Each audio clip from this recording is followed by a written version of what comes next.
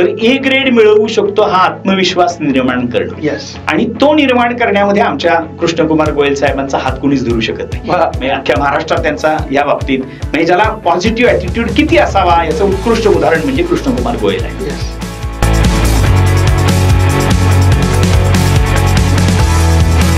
तर मंडळी नमस्कार. टीजे का कट्टा या टीकाराम जगन्नाथ महाविद्यालयाच्या नवीन पॉडकास्टवरती मी आपल्या सर्वांचं मनापासून स्वागत करतो. खरं तर आज पॉडकास्टची सुरुवात आहे आणि महाविद्यालयाचे प्राचार्य डॉक्टर संजय चाकणे सर आपल्यासोबत आहेत. सर, मी या पॉडकास्टमध्ये आपल्या मनापासून स्वागत करतो. खरं तर प्राचार्य डॉक्टर संजय चाकणे हे आजवर वेगवेगळ्या कमिट्यांवरती त्यांनी काम केलंय. विद्यार्थीप्रिय प्राचार्य म्हणून त्यांची सर्वच ठिकाणी ओळख आहेच. त्याचबरोबर राष्ट्रीय सेवा योजनेचं काम महाराष्ट्रामध्ये सर्वदूर पोहोचवणारं असं एक व्यक्तिमत्व आहे. विद्यापीठाच्या व्यवस्थापन परिषदेवरती त्यांनी अनेक वर्ष काम केलंय. त्याचबरोबर विविध कमिट्यांवरती त्यांनी काम केलंय. असे प्राचार्य डॉक्टर संजय चाकणे सर, आपलं मनापासून स्वागत. थँक्यू. आजचा पॉडकास्टचा विषय आहे कॉलेज कट्टा. महाविद्यालयाचे प्राचार्य असल्यामुळं विद्यार्थ्यांमध्ये रमल्यानंतर त्यांनी महाविद्यालयातले वेगवेगळे कट्टे शोधून काढलेले आहेत आणि हे कट्टे विद्यार्थ्यांच्या व्यक्तिमत्व विकासासाठी कसे महत्त्वपूर्ण आहेत याचा एक खूप सुंदर असा एक ग्रंथ त्यांनी मागे प्रकाशित केलाय. सर, या ग्रंथाबद्दल आज आपण विद्यार्थ्यांशी आणि एकूणच प्रेक्षकांशी बोलणार आहोत. कशी सुचली ही कल्पना? खरं तर असं झालं होतं की मी ज्या पूर्वी महाविद्यालयात होतो त्या महाविद्यालयामध्ये इंद्रजित देशमुख आलेले होते आणि त्यांनी एक असं सूतोवाच केलं होतं की प्रत्येक कॉलेजमध्ये विद्यार्थ्यांची बसण्याची एक जागा असते आणि ह्या बसण्याच्या जागेवरनं त्यांनी छान असं विवेचन केलं होतं. मग मला सुचलं की ही बसण्याची जागा म्हणजे कॉलेजमधले वेगवेगळे कट्टे असतात आणि म्हणूनच त्या कट्ट्यांवर आधारित मी कोविडच्या काळामध्ये एक छान लेखमाला तयार केली होती आणि ती लेखमाला म्हणजे खरं तर कॉलेज कट्टा आहे. पहिलाच लेख होता तो म्हणजे आपण महाविद्यालयात प्रवेश का घेतो आणि म्हणजे कॉलेजमध्ये आपण येतो. म्हणजे बऱ्याच मुलांच्या अशा भावना असतात की आता माझं ज्युनियर कॉलेज संपलेलं आहे, म्हणजे कनिष्ठ महाविद्यालय संपले आणि आता वरिष्ठ महाविद्यालयात जाणार आहे आणि मग मी असा बेधुंद वागणार, मी काय कॉलेजला एक वही घेऊन ती अशी पिक्चर स्टाईल त्यांच्या मनामध्ये काही कल्पना असतात की कॉलेजला जायचं म्हणजे असं जायचं असतं. पण मग हळूहळू त्यांना कळायला लागतं की अरे असं नसतं कॉलेज. केवळ कॅन्टीन मध्ये जाऊन बसणं किंवा बाहेर कट्ट्यांवर बसणं किंवा आणखीन काय गंमत जम्मत करणं म्हणजे ज्याला ओपन माइंडनेस असं म्हणूयात, असं काहीच मुलांना वाटतं आणि मग ती कुठेतरी वाहवत जातात. ती तशी जाऊ नयेत म्हणून खरं तर कॉलेज कट्ट्याची मी स्थापना केलेली होती. पण प्रत्येक विषयाचा एक वेगवेगळा कट्टा तुम्ही मांडलाय विद्यार्थ्यांच्या व्यक्तिमत्व विकासाचा. काय कोणते कट्टे आहेत आणि त्याचा विद्यार्थ्यांच्या जीवनावरती काय प्रभाव पडतो? खरं तर हा सगळा प्रवास हा 2020च्या आधीचा आहे. 2020च्या म्हणजे आसपास ते सगळी चर्चा सुरू झाली. 22 साली आपल्याकडे राष्ट्रीय शैक्षणिक धोरण आलं आणि 20 ते 22च्या दरम्यान मी हे सगळे कट्टे लिहिले आणि हे कट्टे राष्ट्रीय शैक्षणिक धोरणाला आधारित असतील असं त्यावेळी वाटलं नव्हतं. पण नंतर मात्र त्याची ती सगळी मांडणी तशी होत गेली. पण कॉलेजमध्ये कट्टे जे असतात मी एकूण 56 कट्टे लिहिलेले आहेत. म्हणजे साधारण 2047 साली आत्ताचा जो काही अमृत महोत्सव आहे ह्या सगळ्या याच्यात विकसित भारत कसा असेल तर त्या सगळ्या अनुषंगाने हे सगळं आहे. कॉलेजमधले जे कट्टे आहेत ते प्रत्येक कट्ट्यात विद्यार्थ्याला त्याचं करिअर करता येणार आहे. उदाहरणार्थ राष्ट्रीय सेवा योजनेचा म्हणजेच NSSचा म्हणजेच नॅशनल सर्व्हिस स्कीमचा एक कट्टा आहे. राष्ट्रीय छात्र सेना अर्थात नॅशनल कॅडेट कॉर्प म्हणजेच NCC असा एक कट्टा आहे. किंवा विद्यार्थ्यांचा स्पोर्ट्सचा एक कट्टा असतो. म्हणजे विद्यार्थी जे क्रीडा विभागात काम करत असतात त्या क्रीडा विभागाशी संबंधित कट्टा आहे. विषयवार काही कट्टे असतात. काही विद्यार्थी हे फक्त परीक्षार्थी असतात ज्याला आपण पुस्तकी किडे असं म्हणतो आणि म्हणून ते पुस्तकी किडे असा किंवा ग्रंथालयात बसणाऱ्यांची काहींची हे असते अशी. मग ज्याला परीक्षाच्या कट्ट्यामध्ये अर्थात 2-3 विषय आहेत. म्हणजे कसलीही कॉपी न करता परीक्षा देणारे, कॉपी करून परीक्षा देणारे, इकडं तिकडं बघत करणारे, असे वेगवेगळे कट्टे त्यामध्ये. अर्थात कॉपी कशी करावी हे लिहिलेलं नसलं तरी मुलं कॉपी कशी करतात याचं मात्र सुंदर विवेचन मी त्या कट्ट्यामध्ये केलेलं आहे. आणि ते अर्थात कदाचित काही जणांना वाटेल की कॉपी कशी करावी म्हणून हे पुस्तक वाचावं, पण तसा त्यातला उद्देश नाही. पण ह्याच्याच बरोबरीने जे कट्टे येतात ते म्हणजे विद्यार्थी विकास मंडळाचा कट्टा आहे, किंवा विद्यार्थिनी विकास मंडळाचा आहे, किंवा स्वसंरक्षणाचे धडे घेणारा आहे, नागरी संरक्षण दलाचा कट्टा आहे, किंवा आपत्ती व्यवस्थापनाचा कट्टा आहे, हरित भूमी करणारा म्हणजे आपलं महाविद्यालय ग्रीन असावं अशा पद्धतीचा कट्टा आहे, किंवा विषयवार कट्ट्यांची रचना आहे. म्हणजे मराठी किंवा इंग्रजी, हिंदी म्हणजे ज्या भाषा आहेत ह्या भाषांचे, उर्दू, बरोबर, किंवा समाजशास्त्राचे जे काही कट्टे आहेत, म्हणजे समाजशास्त्राचे जे विषय आहेत त्या विषयांवर आधारित प्रत्येक विषयाचा वेगळा कट्टा लिहिलेला आहे. गणिताचा, भूगोलाचा, भौतिकशास्त्राचा, रसायनशास्त्राचा, जीवशास्त्राचा म्हणजेच झुलॉजी किंवा बॉटनी किंवा मायक्रोबायोलॉजी म्हणजे सूक्ष्म जीवशास्त्र, जीवशास्त्र किंवा वनस्पतीशास्त्र, असे विषयवार सगळे कट्टे.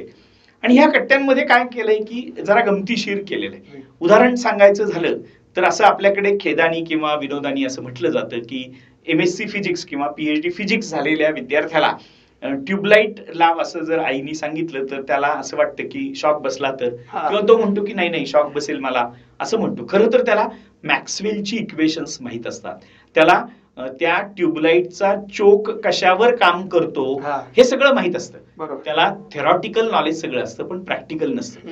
आणि म्हणूनच म्हणजे प्रात्यक्षिकांद्वारे दिलं जाणारं ज्याला रिसर्च बेस्ड पेडागॉगी टूल म्हणजे संशोधनाधिष्ठित शिक्षण पद्धती जी काही आहे त्या शिक्षण पद्धतीवर आधारित हे सगळे कट्टे आहेत. शिकवायचं कसं याला खूप महत्व आता आलेलं आहे. शिकवायचं कसं हे खरं तर आम्हा शिक्षकांना सांगायची गरज नाही असं वाटत राहतं, पण शिकवलेलं त्या विद्यार्थ्याच्या डोक्यात गेलं का, ये हृदयीचे ते हृदयी पोचले का हे बघावं ही सांगणारी यंत्रणा म्हणजे हे सगळे कट्टे आहेत असं मला. म्हणजे खरं तर आपण एक लक्षात घेतली पाहिजे गोष्ट की प्राचार्य, प्राध्यापक अशा वेगवेगळ्या अंगानं स्वतःचं व्यक्तिमत्व या माणसानं घडवलंय. त्यामुळे विद्यार्थ्यांचं बारीक संशोधन, विद्यार्थ्यांच्या बाबतीत बारीक निरीक्षण अर्थात डॉक्टर संजय चाकणे यांचं आहे. सर, या कट्ट्यांविषयी लिहित असताना बऱ्याच कट्ट्यांवरचे वेगवेगळे विद्यार्थी तुम्हाला आठवत असतील, किंवा त्या विद्यार्थ्यांकडून बऱ्याच गोष्टी ज्या महाविद्यालयासाठी आणि पुढच्या विद्यार्थ्यांसाठी महत्त्वपूर्ण असतील अशा कट्ट्यांवरचे काही विद्यार्थी लक्षात आहेत?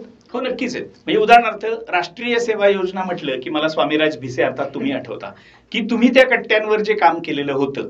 म्हणजे राष्ट्रीय सेवा योजना हा एक भाग होता, पण त्याच्या अनुषंगाने तुम्हाला जे काही करता आलं की आता उदाहरणार्थ कीर्तायन नावाचं तुम्ही आता एक मालिका तयार म्हणजे एक नाटक करताय आणि ते अतिशय गाजतंय सध्या सगळ्या याच्यामध्ये, किंवा असे अनेक विद्यार्थी आहेत. किंवा मला आठवतंय एक अश्विनी राजे भोसले नावाची इंदापूरची विद्यार्थिनी होती. ती खरं MSc फिजिक्सची होती, पण तिला आवड होती ती कनोईंग, कयाकिंग, याचिंग, बोटिंग असं करण्यामध्ये तिला आवड होती.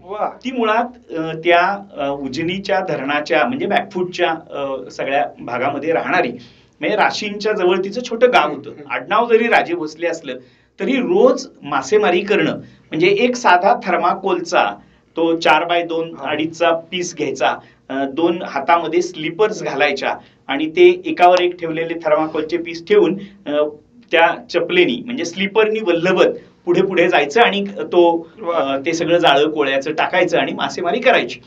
आणि मग तिला जेव्हा आम्ही कनोईंग आणि कयाकिंग बद्दल सांगितलं आणि तिला आवड निर्माण झाली, आज ती ऑस्ट्रेलियामध्ये म्हणजे कनोईंग आणि कयाकिंग शिकवायला तिला 11 लाख रुपये महिन्याचं पॅकेज आहे. क्या बात आहे. म्हणजे हे जे कट्टे आहेत हे अशा अनुषंगाने फुलत जातात. किंवा माझा निलेश कदम नावाचा एक विद्यार्थी की निलेश कदम हा विद्यार्थी हा खरं तर फिजिक्स मधला, पण त्यांनी फिजिक्स मध्ये इतकं छान तयार हे केलं त्याचं स्वतःचं बॅकग्राऊंड की त्याला गोल्ड मेडल विद्यापीठाचं, सावित्रीबाई फुले पुणे विद्यापीठाचं गोल्ड मेडल मिळालं.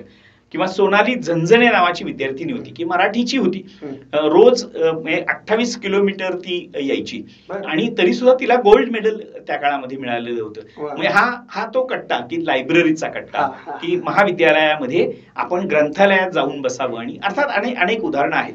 म्हणजे किशोर रक्ताटे नावाचा माझा विद्यार्थी आहे, त्याची मिसेस ही IPS अधिकारी आहे, तेजस्विनी सातपुते नावाची. तिचा जो कट्टा आहे ती मायक्रोबायोलॉजी म्हणजे बायोटेक्नॉलॉजी तिने केलं, पण ते करत असताना ती IPS म्हणजे TY ला असताना IPS होणारी ती महाराष्ट्रातली पहिली होती.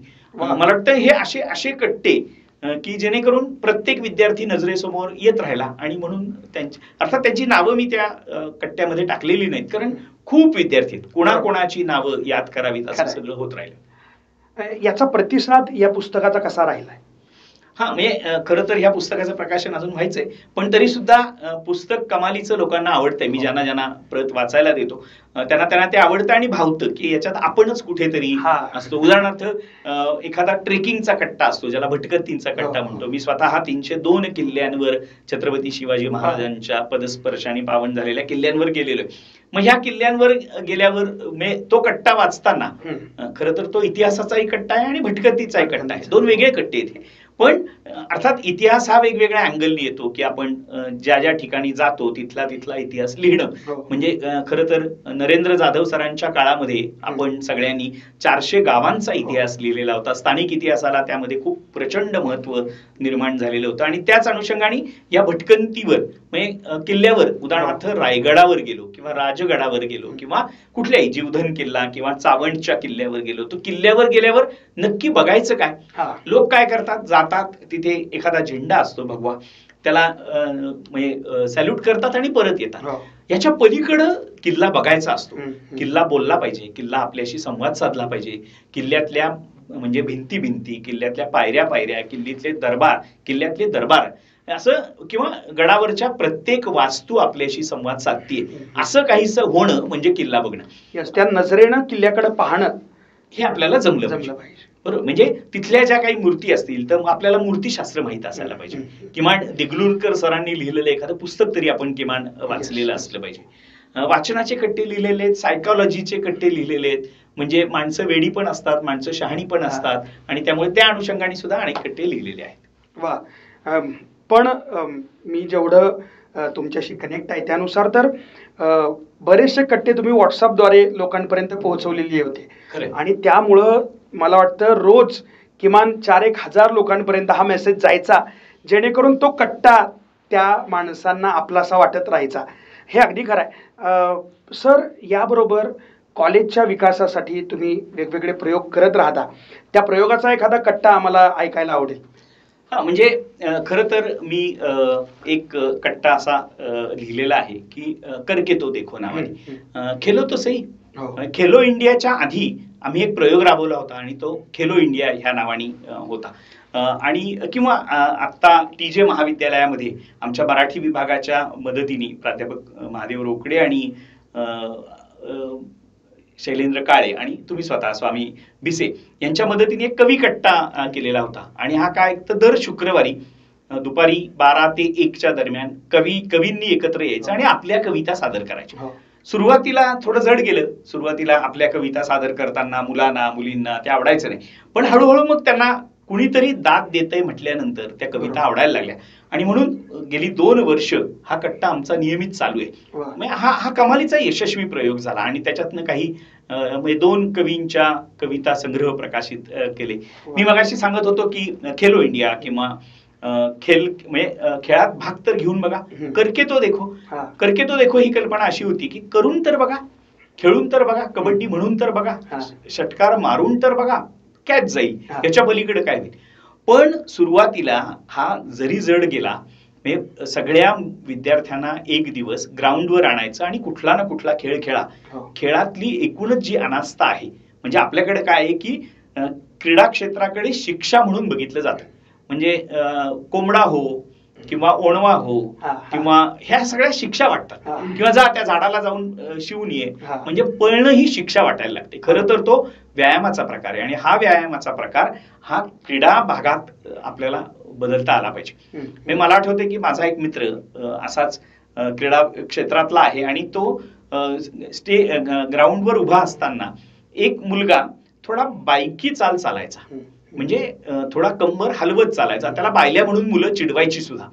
आणि मग त्यांनी त्याला हेरला आणि त्याला सांगितलं की तू वॉकिंग एक्सपेडिशन मध्ये भाग घे. म्हणजे वॉकिंग एक्सपेडिशन मध्ये काय असतं तर उजवा पाय डाव्या पायाच्या पुढे आणि पुन्हा पुढे असं चालावं लागतं, जेणेकरून कंबर हलते. म्हणजे विशेषतः महिला जशा चालतात म्हणून त्याला बायकी चाल असं म्हटलं.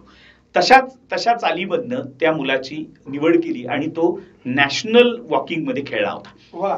किंवा आम्ही ह्या करके तो देखो मधनं गोळा फेकून तर बघा, एका मुलीने गोळा फेकला, तो महाराष्ट्राचं गोळा फेकीचं जे रेकॉर्ड आहे त्या रेकॉर्ड पेक्षा जास्त टाकला गेला होता. क्या बात. ती मुलगी त्यावर्षी सावित्रीबाई फुले पुणे विद्यापीठाच्या नॅशनल टीम मधनं खेळली होती. क्या बात. पण हे जर केलंच नसतं तर त्या मुलीला माहित पण नव्हतं गोळा कसा असतो आणि काय असतो.